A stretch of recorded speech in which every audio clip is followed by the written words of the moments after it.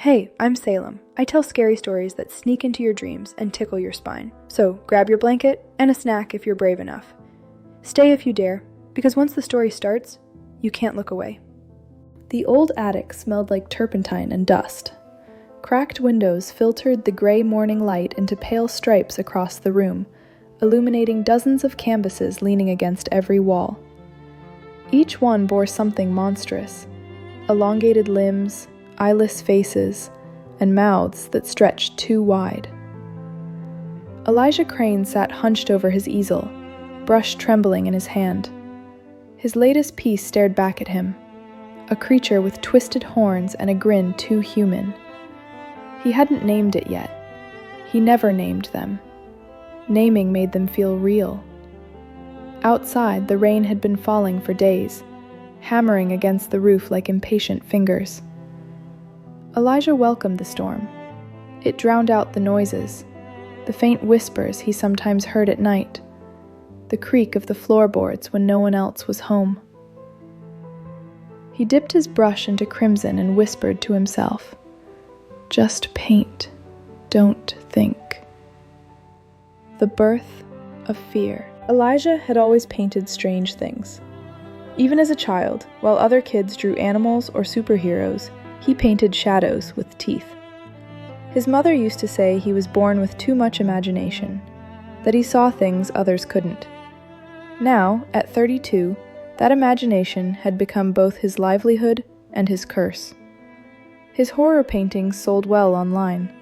Collectors loved the unsettling realism in his brushwork, the way his monsters seemed almost alive. Almost. But lately, something had changed. When Elijah stared too long at a finished piece, he could swear the paint shifted.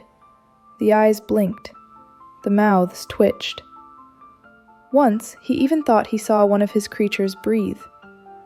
It started small, his Hollow Men series. In one painting, a tall figure loomed behind a cracked mirror. Elijah woke one night to the faint sound of glass breaking. When he checked, the mirror in his bathroom was shattered, and a smear of black paint streaked across the sink. He laughed it off. Too much coffee, too little sleep. But now, as he painted the horned figure, he couldn't shake the feeling that something in the attic was watching him. The murmuring walls. The storm grew worse that night. Lightning flashed, throwing monstrous silhouettes across the walls. Elijah's latest painting sat drying by the window, the creature's grin catching the light. He tried to sleep on the old couch beneath the attic window, but the whispers came again. Soft, indistinct at first, like someone murmuring behind a closed door, then clearer. "You made us." Elijah's eyes snapped open. He sat upright, heart pounding. The whisper had been inside the room. He looked around, only shadows and canvases. He grabbed the nearest flashlight and scanned the walls. The beams lit across rows of faces, eyes that weren't eyes, mouths painted open in silent screams. "You gave us life." The voice was closer this time, behind him. Elijah spun around and gasped.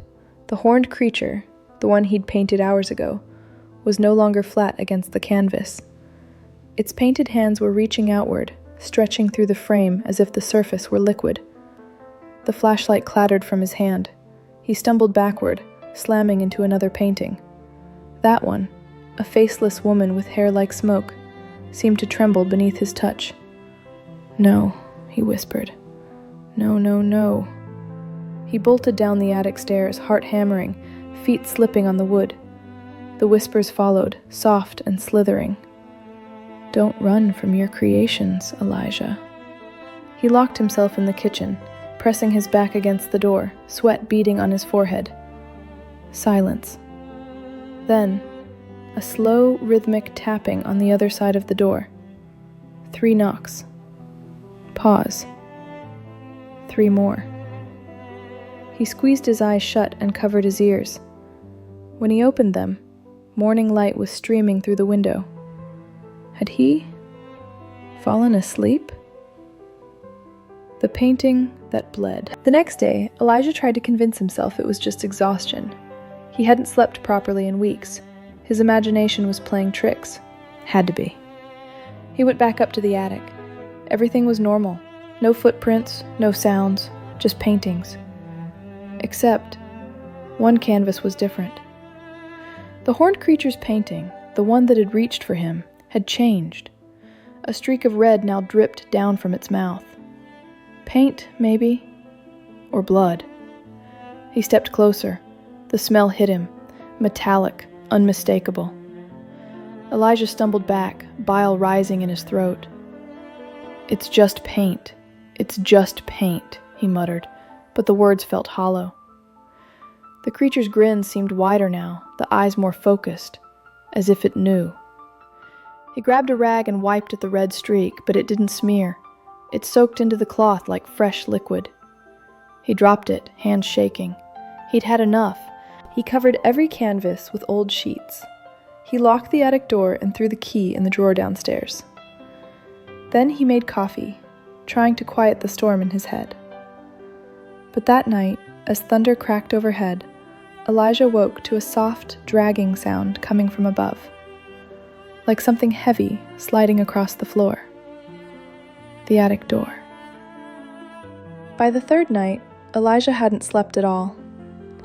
His reflection in the mirror looked ghostly, eyes sunken, skin pale. He tried to paint something normal to calm his mind. A landscape, a field of flowers, anything. But the brush refused to obey.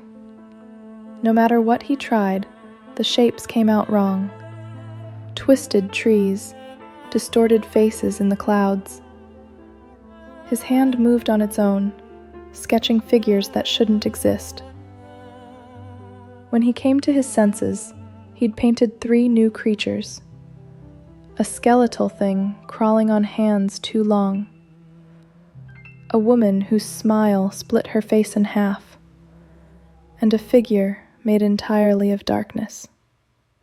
Elijah threw the canvas aside. "Stop it! Stop it!" Then the lights flickered, and the sound came, a faint creak of footsteps from the attic. He froze. He knew he'd locked it. Another step, closer. The sound of something dragging against the wall. He backed into the kitchen and grabbed the nearest thing, a palette knife. The footsteps descended the stairs slowly, deliberately, until they reached the hallway outside the kitchen. Elijah held his breath. A shadow moved across the doorway, tall, bent, with horns that scraped the ceiling. "Get out," Elijah whispered, voice trembling. "You're not real." The figure didn't move. The air thickened. Then, in a voice that made Elijah's bones ache, it said, "You painted us to live, so live with us." The creature stepped into the light. Its skin looked like wet paint, dripping onto the floor. Its eyes glowed faintly, reflecting Elijah's terror back at him. He swung the knife wildly, slicing through air. The creature lunged. Elijah fell backward, hitting his head against the floor. The world went black. The awakening. When Elijah opened his eyes, he was back in his bed. Morning light streamed through the window. Birds were chirping outside. He sat up slowly. His head throbbed. For a long moment, he just stared at the ceiling, unsure if he was alive, dead, or something in between. Everything looked normal. The kitchen downstairs was spotless. No blood, no broken glass. The attic door was closed. He climbed the stairs cautiously, heart pounding. The lock was still in place, untouched.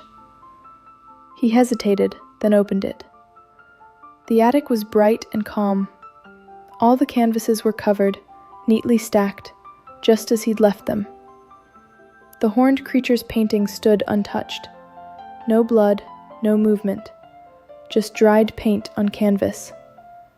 He exhaled, half laughing. "A dream," he muttered. "Just a dream."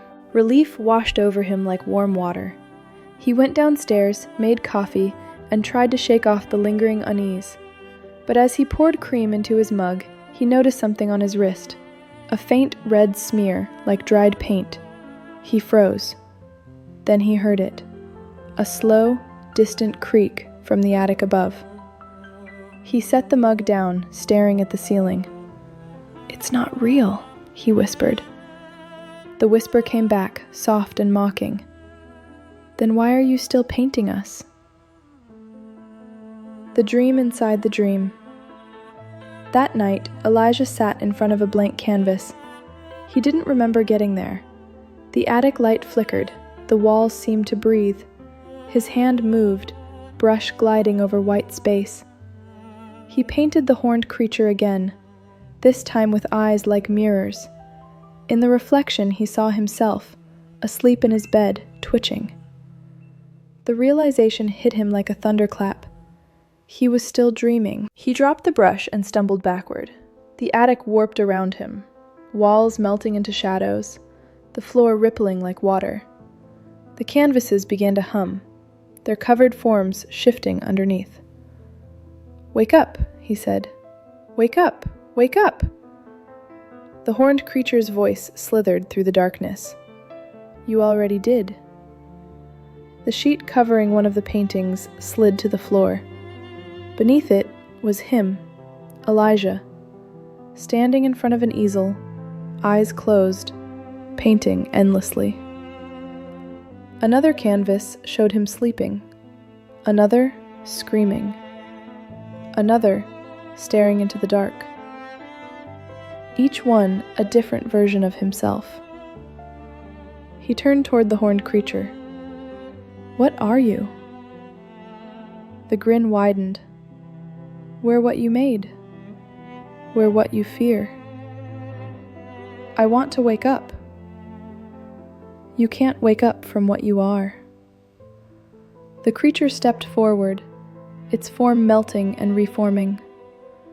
For a moment, Elijah saw his own reflection in it. Same eyes, same trembling hands. Then everything went white. The real awakening. Elijah gasped and sat upright, drenched in sweat. The sunlight pouring through his window was painfully bright. His sheets were tangled. His heart pounded. He looked around wildly. The room was normal. No paint, no whispers, no creatures. He laughed shakily. Oh, thank God. He got up, splashed water on his face, and caught his reflection in the mirror. His skin looked pale but human. His eyes were red from crying. "It's over," he told himself. "Just a nightmare." When he went upstairs to the attic, he found his canvases blank. Every single one.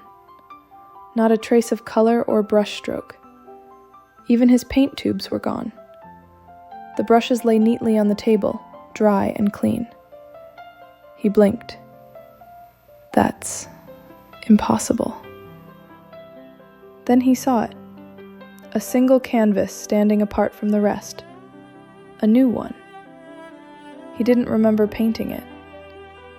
On it was him, sitting on the couch, asleep, exactly as he had been moments ago. His likeness was perfect. Even the light in the room matched the current morning. A chill crawled up his spine. He touched the edge of the canvas, and his reflection in the painted version of the mirror blinked. The final brushstroke. Elijah stumbled back, heart pounding. No, not again. The painted version of him stood up, its eyes locked with his. Then, with deliberate slowness, the figure reached out, just as the horned creature once had, pressing its hand against the inside of the canvas. The surface rippled like water. Elijah's breath caught. "Wake up," he whispered. "Wake up." He grabbed the canvas, shaking it, but the paint began to spread, dark liquid tendrils oozing down the edges. The smell of turpentine filled the room. The painted version of himself smiled, a perfect, eerie mirror of his own. Then everything went black again. The gallery. A month later, the Crane collection opened at a small gallery downtown. The curator couldn't believe their luck. The entire attic of the late artist Elijah Crane had been discovered by his landlord, after reports of a strange smell. Each canvas was extraordinary, surreal, lifelike depictions of the artist himself in various states of creation and decay. The final piece, The Dreaming Canvas, showed Elijah asleep, surrounded by his monstrous creations, all watching him with hunger in their eyes. Critics called it a masterwork of madness. No one could figure out how the paint looked so fresh, or how the eyes seemed to follow you as you walked by. Late one night, when the gallery was empty, a security guard swore he saw movement inside the glass case. He leaned closer, staring at Elijah's painted reflection. The figure's eyes blinked, and somewhere, deep within the canvas, Elijah Crane kept painting. Well, you made it to the end. Go ahead and like this video. It keeps the monsters calm, and subscribe before they change their minds. Sleep tight if you can.